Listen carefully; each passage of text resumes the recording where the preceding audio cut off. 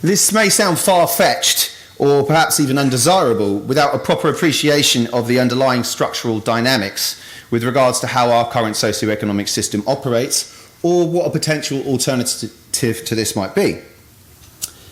This is what the movement seeks to address. The term zeitgeist refers to the cultural or moral climate of an era, and movement denotes change. Therefore, we seek to create a critical mass movement away from the current zeitgeist's dominant values and understandings towards a new era in which human and environmental well-being are our primary objectives. Therefore, the title of this presentation is A Vision of Post-Scarcity. Part 1, Scarcity by Design. The title of today's event correctly implies what our current system is predicated upon. That being that there is not enough resources to go around to meet our collective needs, and we must therefore ration their extraction and use via a price system. Putting aside the lack of a distinction between needs and wants here, the logic that a scarcer a resource becomes, the more it costs, thus rationing its rate of depletion, might sound reasonable, I suppose, were it not for the fact of what is actually happening at a life ground level with regards to the integrity of our biospherical and ecological conditions. Because we will need 2 Earths by 2030 to keep on our current rates of consumption and 27 to meet projected demands by 2050. The last remaining rainforests could be consumed in less than 40 years. Species are going extinct at 1,000 times their normal rate due to human activity. Over 70% of the world's fish species are disappearing at an alarming rate, and an estimated 99% of the materials used in manufacturing ends up as waste within 6 weeks after being sold. So like so many other commonly held assumptions, the inverse is actually true, where scarcity and waste have become rewarded ventures. Because the scarcer something is, the more you can charge for it, all of which makes consumption, aka growth, the benchmark of so-called economic success, rather than conservation. Standing in direct conflict with any lofty ideals we may have pertaining to sustainability. Not that you'd think so, of course, according to the positive rhetoric surrounding growth prevalent in popular discourse. Evidence of this phenomenon can be found in the intrinsic and planned obsolescence in the manufacturing of goods. With intrinsic obsolescence referring to when a product is made with inferior methods or materials to cut corners on costs, and planned obsolescence when a product is deliberately made to break down in order to keep up return sales. This infinite growth paradigm is fueled further by a variety of interlocking factors, the 2 most major being the need for employment and the use of a monetary market system. There are, however, collapse mechanisms built into these structural foundations as well, which are well worth pointing out. The first being the threat of automation on human labour, known as technological unemployment, or the contradiction of capitalism, because the market system needs people to have jobs in order to earn money, to purchase goods and services, and maintain cyclical consumption. The old argument that humans have always retrained to keep up with new labour roles created by this technological advancement is starting to crumble rapidly, with one study by Oxford University stating that 47% of jobs in the USA will become under threat in the next 10 to 20 years. The monetary market systems needs inefficiency and scarcity to exist in order to perpetuate cyclical consumption and keep up employment. All of this is made worse still by the way in which money comes into circulation, known as fractional reserve banking. Contrary to popular opinion, banks do not go to their vaults to get the money to lend you when you ask for a loan. They create it out of thin air when you sign the loan contract. As if this were not enough, they then charge interest on these debts. Interest that was not created in the initial loan, meaning that even if we were to pay back the principal to the banks that created it in the first place, we would still owe the non-existent interest. This inherent scarcity in the money supply means that we must therefore compete with each other to make ends meet. Incentivizing manipulation through advertising and marketing in an attempt to conflate needs with wants and reinforce a collective, self-centered vanity and narcissism ideal for the promotion of conspicuous consumption and materialism. As well as contributing to the boom and bust cycle, fractional reserve banking is also a major contributor to income inequality and deprivation around the world, with the richest 1% now owning 50% of the world's wealth, whereas a few years ago it was 40%. 50% live on less than $3 a day, 80% on less than 10, and a sixth of the human population on less than $1.50 a day. Income inequality also plays a devastating role in our immediate social surroundings as well, as you can literally measure the level of your social health by how equal your country is in terms of wealth distribution. Whether it's life expectancy, maths and literacy scores, infant mortality, homicides, imprisonment, teenage births, levels of social trust, obesity, mental illness, including addiction, or social mobility, all are worse in more financially unequal countries. Showing just how susceptible we humans are to environmental influence. If we live in a competitive, stratified society, we are more likely to endure the stress of feeling looked down upon and have less of a sense of self-worth, detrimentally affecting our personal and social health. Recent media attention and government funding has been put into improving mental health care in the UK, for example, but in all the discussions surrounding this topic, how often is its link to income inequality mentioned? When the issue of austerity comes up, how many people know that 25% of all wealth generated in the UK since the year 2000 has gone to the upper 1%? How many understand the true scale and scope of technological unemployment? Or how money is created? And even if the general public are aware about these issues, what is the alternative being proposed which might address the root cause of them? The movement is often criticised for its communicative stance as not doing anything, but I'd contest that widespread public ignorance over the true causality behind such issues, as well as a lack of awareness of any alternative, underscores the dire need for such an approach. So what is the proposed alternative? Well, this brings us to Part 2, a natural law resource-based economy, or NLRBE for short, which could be defined as the scientific method for social concern. So why use the methods of science in societal decision making? Well, because science is the best decision making method we have for predicting future events and making a more accurate assessment of the physical reality we all share. In its simplest form, it's just asking a question, doing some research, developing what you consider to be a reasonable answer, devising an experiment to test that hypothesis through empirical observation and measurement, and drawing a conclusion from the results. Others can then repeat your experiment to verify its validity.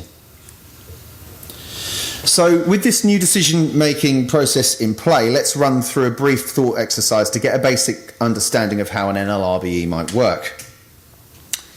If we take a proper scientific account of our planetary systems and resources, we would need to start by doing a global resource survey, which can now be done using existing technology such as satellites and sensors. Taking into account all relevant factors pertaining to optimal global resource management and economic activity, irrespective of borders and nations.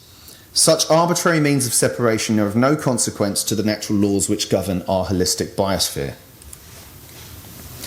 The most effective tool we have for the management of this intricate system would be via open source computerization and artificial intelligence. From this data set and current scientific understandings, we could then extrapolate the best methods of production, distribution, recycling, durability, redundancy, and localization protocols.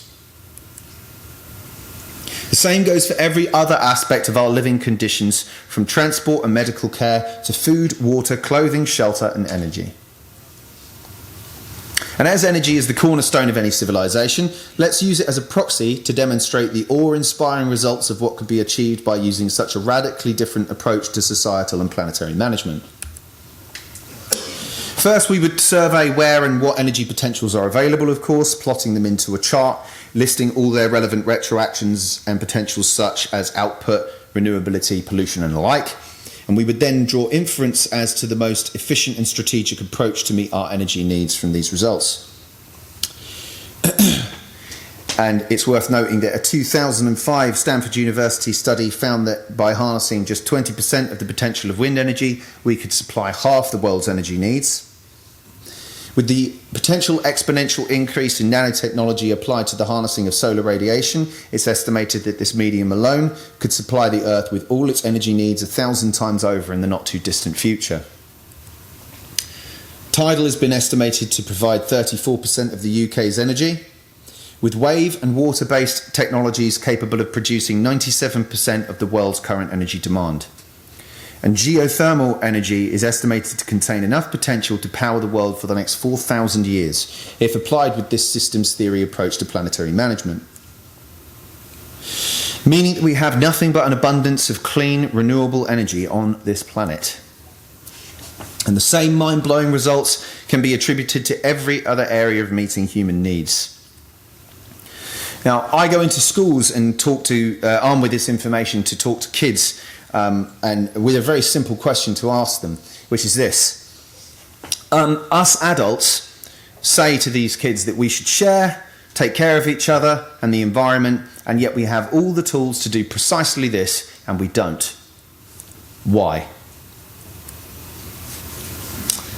And the solutions children come up with are often extremely close to what we advocate. For example, one kid said, well, let's just print the money to do these things and just do them. Or, why don't we give the money to the people who obviously have better ideas?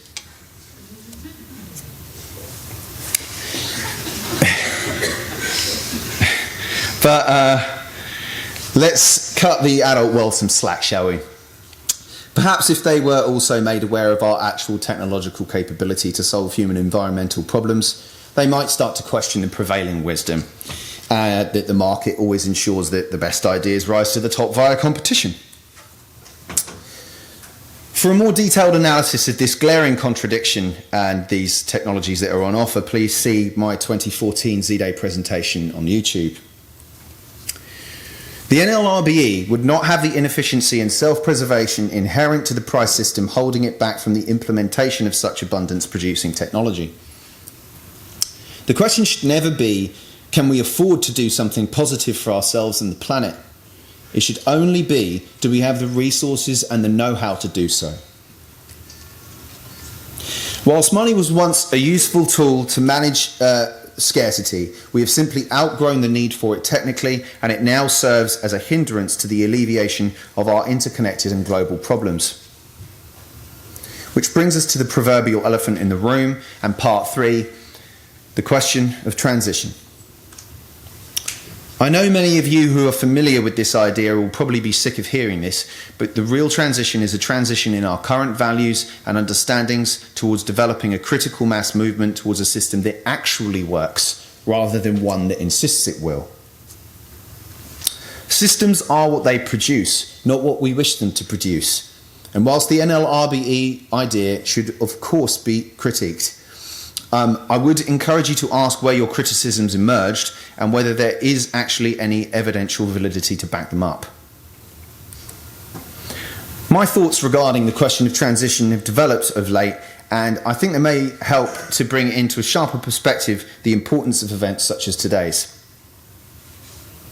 Because no culture or civilization makes a quantum leap from one set of circumstances to the next. Cultural values and the infrastructure in which they are embedded evolve over time. Take the city we're in, London, as an example. It was built next to a river, burnt to the ground, and built again with wider streets from stone and brick rather than wood and straw. Canals then allowed for more efficient transportation of goods, which were superseded by trains. Then an underground system and airports were added, with roads adapting to accommodate cars. Well, with a little help courtesy of the system sticking plaster of a congestion charge, of course. And on a societal level, we've gone from hunter-gatherer tribes to countries and the ruling structure of the divine right of kings to the Enlightenment and modern democracy. Other countries and cultures have and are still going through different transitions, skipping bits along the way, of course. However, none of these were or have been made with a true scientific analysis of the sorts being described by the movement, which poses somewhat of a problem. Should we spend a large amount of time, effort and resources attempting in futility to make cities like London sustainable, or build new ones from the ground up in a country willing to try the NLRBE idea with the hope that people will gravitate towards the higher standard of living provided? Perhaps a gradualist approach such as monetary or benefit reform may be more worthwhile. My hunch is to do all of the above, and that apathy and inaction are public enemy number one. The movement sees itself as a pivot point in this regard to give people a variety of ways in which they might get involved in this next transition in human life. The following list is of important aspects in this transition and the organisations who will be speaking with us today about their fantastic work in these areas. 1. Scientific literacy and critical thinking. In order for us to use the scientific method for social concern, the public must become better informed as to how scientific consensus is reached and how to use critical thinking skills to overcome our own bias and the bias of those around us. Here to talk to us today about these issues is Max Goldman from Sense About Science. 2. Monetary reform. We live in a monetary system and we must change the way it operates in order to create the sorts of large-scale projects that would start to transform society for the better. Frank van Laverne from Positive Money is here with us today to address this topic. 3. Disruptive technology and futurism. Technological unemployment is just one of the threats facing our current way of life. Futurism is the study of this and the wider implications of potentially disruptive technologies on the path to post-scarcity. Here to talk to us about all this and more is David Wood from the London Futurists. 4. Social cohesion and income inequality are major obstacles to alleviating many seemingly unrelated social ills. One idea gaining traction around the world to help in this regard is an unconditional basic income. So we welcome Barb Jacobson from Basic Income UK to talk to us about this idea. 5. Localisation of production and sustainability drives in our surrounding communities are imperative in terms of shifting the values and understanding of these issues on a local level. Here to talk to us about the great work being done in this area is Joe Duggan from Transition Town Crystal Palace. 6. Community engagement and digital democracy are an essential part of building any local community or organisational platform. Here to talk about their exciting work in this area is Peter Anderson from Vocalise.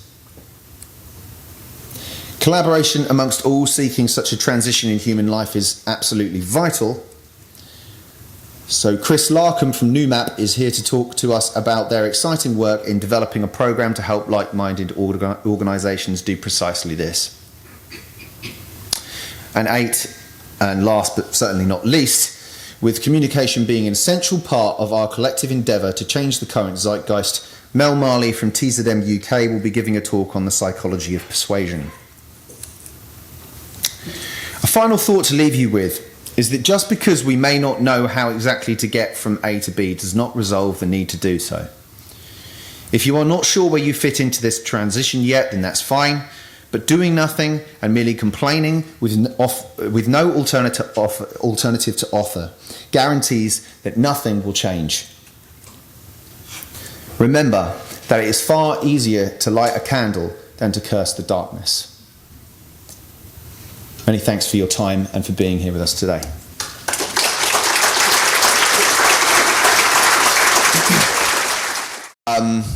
We will take a couple of questions in between speakers, but with questions, can you please get to your point as quickly as possible? There's a lot of people in the room. I'm sure we all want our voices to be heard, and we really, don't want to hear your whole life story before you get to your question. I'm guilty of doing this as well. So we will take questions. Couple of little notes before we do. We're already running behind schedule, predictably. What would it be without it? For speakers in the room, it's a bit blocked up here with the camera. Could you please go out that door and come down here to come onto stage before your talk, please? Other than that, I suppose we'll start off by taking a question, but if you want to come and get yourself ready, Max, that would be great. Okay, yes. All right, Rohit. Great. introduction, thank you. So if you had your wish list, what would be those 1, 2 or 3 things that you'd really want to see happening around the world that showed the agenda was being picked up by society, by government, by business, by NGOs? That's a really good question. Some of the transitional models being exhibited here today, I would like to be seen given some serious gravitas. I would like to see really good ideas rise to the surface on social platforms like Facebook and what have you, rather than some of the things that are currently shared. A more obvious understanding, like for instance, technological unemployment is now getting some mainstream attention. You know, we were talking about this in 2008, and everybody called us Luddites, and now pretty much the entire academic community concedes that yes, okay, this is a threat that is facing us. It's real, and and present, and that is getting some mainstream media attention, and I welcome that. Fractional reserve banking is getting a bit more. It is getting a bit more, but I don't think nearly enough. And I would like to see some of the tide turn in some of our public discussions away from victimising minorities and things like that. I think there's a whole multitude of things to unpack there. That start to see the precipice go. I would mention one thing very briefly as well that should engender us to think that this is actually more achievable than we might think. Studies show that if you get 10% of the population you want to passionately move forward with an idea, then the rest of society starts to follow. Now, I'm not advocating a sort of herd mentality here, but if that's how human populations move towards new ideas, then I think that should encourage us. And those are just some brief examples of what I would feel would be a positive move in the next direction. You talk a lot about applying the scientific method to make policy setting at a very high level. How do you set policy when you can't construct a hypothesis to test? For example, the policy may be very long term, the implications might last for decades. So saying, how would you go about measuring something along those lines? It could be like setting interest rates now. Can you rehearse the question? We can't hear you. Oh, yes. Okay. So, how considering how would you go about means testing some ideas scientifically in public life that would lend towards this idea? I'm sorry. So in science, we do test theories, hypothesis testing, but quite often there are questions which arise in, especially at the economic level, which is arguably the most complex kind of area in the entire universe, because it's kind of based on many layers of like fundamental interactions. All of those layers of interactions are not totally understood, even the most basic levels of interactions, like the interactions between subatomic particles, for example. So how do you go about? I think this. You're always going to have some kind of wavy-handed, have a guess type approach. Yeah, I think I'll have a go. So take something like driverless cars. Showing some very promising results. We need to thoroughly test things like that, obviously, before we actually implement them. The basic income idea that's going to be featured later on today is getting its field test in Finland. Things like this, showing some of our common misconceptions about human incentivization and motivation maybe to be false. So far, there's some very positive results from that idea. Those sorts of, on a social level, you've got those types of ideas. But for instance, the next talk, almost perfectly, I think, is actually going to sum this up probably better than I actually could. He's looking worried. But scientific understanding in public life is very important, and so I think that filters very much into what you're saying as well. There's a lot of these interesting ideas that can be carried out and have been carried out in recent years that should get more public attention. It's a very complicated question. Maybe I could have another swing at it because I don't feel I've done it complete justice. I think ultimately that's what we should be shooting for, but I think the NLRBE, there is something important to remember. Ultimately, it is a big science experiment, and one thing to not think in your head is that, we'll do this tomorrow, because if we did it tomorrow, people's values wouldn't line up with it. Our values have to shift first so that we are actually adjusted to living in that society. It would be like taking a hunter-gatherer person and just shoving him in London and go, buy yourself a travel card. You know, it's literally that, you know, that